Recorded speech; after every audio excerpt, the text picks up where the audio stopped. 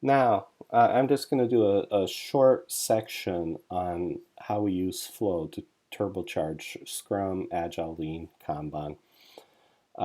It's primarily, we're going to just talk about Scrum here. I'm actually going to do a complete separate set of how to use flow with Agile to raise your opportunities for success to the next level.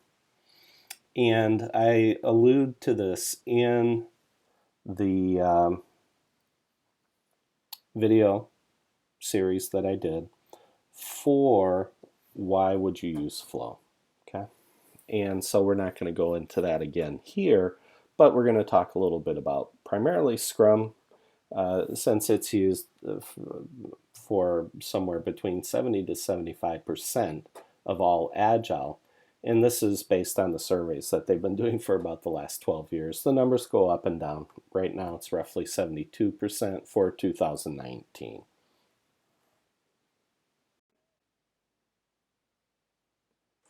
The leadership takeaways for this video, we're going to look at the Scrum framework. That's an empirical framework that's been around for almost 20 years now. 20 years. And there's close to probably 800,000 certified Scrum individuals. Whether you're looking at certified Scrum Masters or professional Scrum Masters, if you're looking at Scrum Alliance or scrum.org, there's a lot of people out there using this. I use materials from both. They're both very good. Now, when you overlay flow on top of these and use the Scrum plus the 4D model, in one of the last slides, I'm going to show how you even overlay VSPT on top of that, and you make a flow sandwich with Scrum in the middle. Scrum lends itself extremely well to using flow. And by the way, you can use flow with traditional, but since Agile is gaining such momentum and everybody's saying, oh, we got to do Agile or DevOps or whatever it is that you're trying to do, flow is going to take it and make it better. So we're going to look at how the 4D model applies to the product backlog, sprint planning, sprint backlog, the iterations, daily stand-ups, and the retrospective.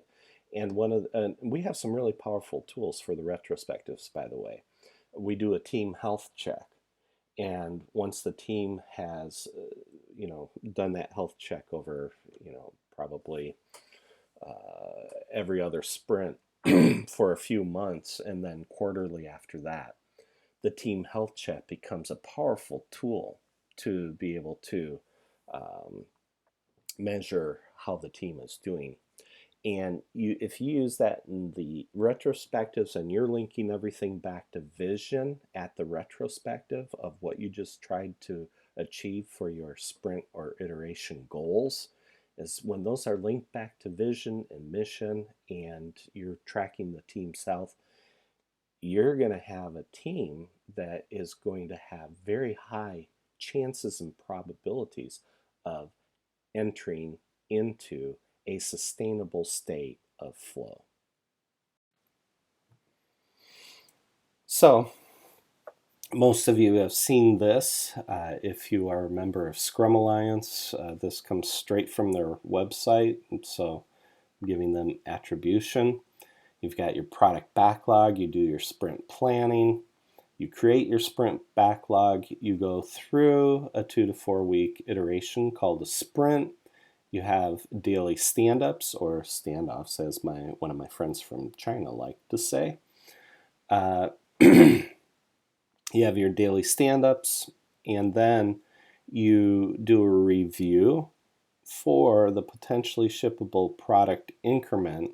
And remember, when I talk about product, it's product, service, or result.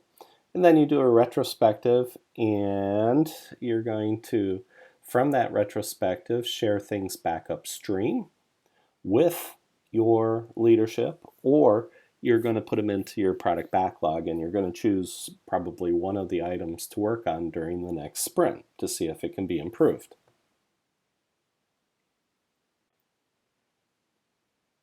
So I'm going to show how we turbocharge Scrum using Flow's 4D model and the VSPT model together. We start with your basic Scrum process, and then I'm going to show you how this works. Your product backlog should encompass the entire vision of your product.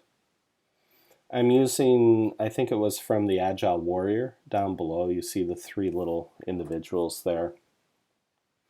And again, language and definitions and distilling agreement is absolutely essential if you're actually going to deliver. Because as things are put in the product backlog, you've got that cool looking product owner there, and they've put in this diamond that is like the gold colored diamond.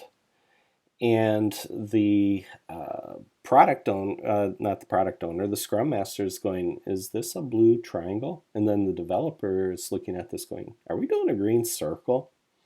But you put the definitions in there and you create the product backlog. And in the product backlog should contain the vision for your entire product, service, or result that you're trying to deliver. And you may even put strategies and tactics and things like that into your product backlog if you're going to be helping with marketing type things. Then distillation occurs. So now we've moved from vision and strategy down to people and tasks. You're going to distill via sprint planning an agreed upon sprint backlog. So the sprint backlog will contain a distilled list of agreed to items. And so down below you'll see our three team members again, the product owner, Scrum Master, and developer. And as they talk about a product backlog item and move it into the sprint backlog, they're looking at that and they're like going, well, wait a second. I was talking about a yellow diamond, the Scrum Master was talking about a blue triangle, and the developer thought it was a green circle. But upon further discussion and further distillation, they realized that no, what we're actually talking about is that it's purple and the shape is actually a star. And so when they've distilled agreement over what it is that they want to achieve, you put it into the sprint backlog.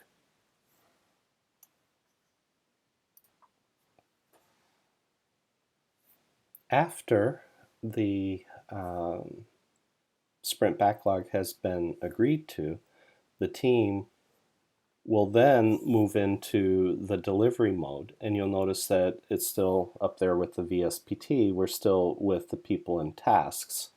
And so you're going to do your 2 to 4 week increment sprint and hopefully daily stand-ups. Now everyone down there on the team should be in agreement about what it is that we're delivering. Finally, at the end, you're going to come full circle, and you notice that we switch on the VSPT, we switch back from people and tasks back to vision and strategy for this part. For the review, it used to be called demo. You're coming in full circle, and you need to make sure that the increment that you just delivered for the product or service result that you're trying to do, that's either going to save you money, make you money, decrease risk, and or help you do the right thing, all of that needs to be double checked here at the end of each 2 to 4 week increment. And by doing this, this is a way that we are able to, by focusing on vision, vision is what's missing in most of the Agile methodologies. They're doing what they're doing. The product owner might have a good, clear vision of what they want to do. Whether or not the team has gone through the distillation process to actually agree on what we're going to deliver, that is not necessarily a given. So distillation is key for making your Agile work regardless of which parts of this you happen to use or not use.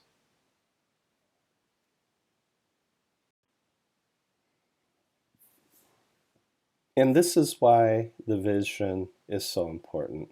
And I already said this at the beginning. The product backlog should encompass the entire vision for the product. And Ted and I have taught that for 25 years. And so this is the same picture. I drew it on a flip chart. You'll see that we have vision strategy with the disconnect lines here. This is actually probably drawn a little bit better. People, tasks, and then back to vision and strategy. And you'll see it all begins with the vision. You got your big product backlog, you got your team. They're distilling the sprint backlog via sprint planning. You go to delivery and you do your 2 to 4 week increments with your daily Scrum meetings or daily standoffs. And you end up with your incremental product, service, or result. And it could be potentially shippable and all those good things. And then you do the sprint review and the sprint retro. And both the review and the retro need to tie you back to the sprint goals and to the vision. If you're not linking it back to the vision, then you could be able to deliver things quickly and still be delivering the wrong thing. This is exactly what happened with one of the customers that I worked with in the last couple of years, where they'd been using Agile for 9, almost 10 years. They were trained by the best. And yet, they were able to get things out the door quickly, but the teams were getting demoralized and discouraged because, yes, they were getting things quickly out the door, but what they were getting quickly out the door was wrong. And so if you go back to the flow, anti-flow slide that we talked about many videos ago, they were down in the right-hand corner where they were able to just shoot things out the door lightning fast, but the vision was wrong or the vision was unclear. And so they were delivering the wrong things often, more often than they should.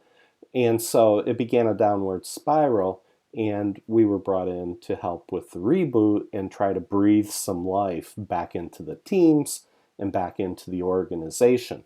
But that organization did not embrace the fact that down in that organization corner of the box that we've used so many times, we did surveys and we did interviews and we gathered all the information, and it was stunning. Almost all of the work that needed to be done was down in the organization box. But instead of the executives taking that and being serious about it and saying, oh, we need to change. Ooh, this is a big backlog. Instead of doing that, they delegated it out. And you want to know what happened? Yeah, you're right. Absolutely nothing, because the minute that they delegated it back out, they violated the walk. That means everybody knew that they were just talking the talk. They were not walking the walk, that they weren't within the journey. And that is why people started leaving and telling the organization, thanks, no thanks, I'm going to go work someplace else, and hopefully they'll have a little bit better culture. And, you know, it's usually you jump out of the frying pan and into the fire when you do that. But it's going to take a long time for that organization to change when the leadership refuses to acknowledge that they are the ones that need to make the change.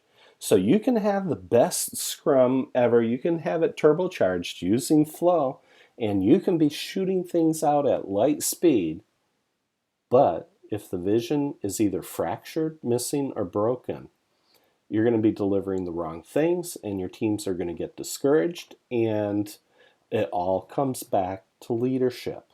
And I don't know how much more we can hammer on that, but it really boils down to the leadership of the company. And I'm trying to encourage the leaders to look at, okay, look in the mirror and ask yourself the question, am I the problem? That's a tough exercise to do. Most leaders, frankly, don't have the capacity or the capability to be able to do that. But for those organizations that do have the leaders that are willing to go on that journey and make those changes, the downstream results will be stunning and remarkable, because we've seen that happen over and over again, that when the leadership is with and they actually walk the talk and they just don't talk the talk, when they actually get down in there and do what they're supposed to do and create the supportive management that needs to be there and demonstrate courage and true servant leadership, those are the organizations that are still going to be here, while every 10 years, 25% of the Fortune 500 is hitting the rubbish piles because the leadership was either unwilling or unable to change.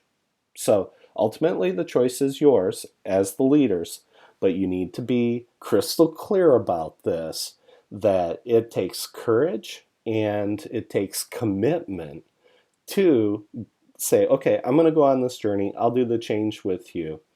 I'm not perfect, but hey, let's learn this together. If you're already halfway to agreeing to do that, you're going to win. If you're working with Agile or even traditional, taking the 4D model and applying it to your meeting structures, to your planning that you're doing, whether you're working with a product backlog or a work breakdown structure, those are your definitions, and then distilling how you're going to deliver that and distill agreement on how you're going to deliver that. It's really good. So you can start to immediately apply the 4D model to Scrum and Agile. This gives you leadership flexibility. Your retrospectives will become really effective, just as I said, when you link it back to mission and goals and vision. And then achieving sprint goals will slowly replace points as your key measure of progress forward. Because over time, and sometimes points can just end up being a proxy variable. Okay, and so it's really interesting to see how the teams develop over time. And by adding in VSPT, you help eliminate the disconnect that exists in every organization. Your teams desperately need to know that their daily work is making a difference. This is really important. And to me, it's amazing that even though the executives seem to understand that, it's still lost on them.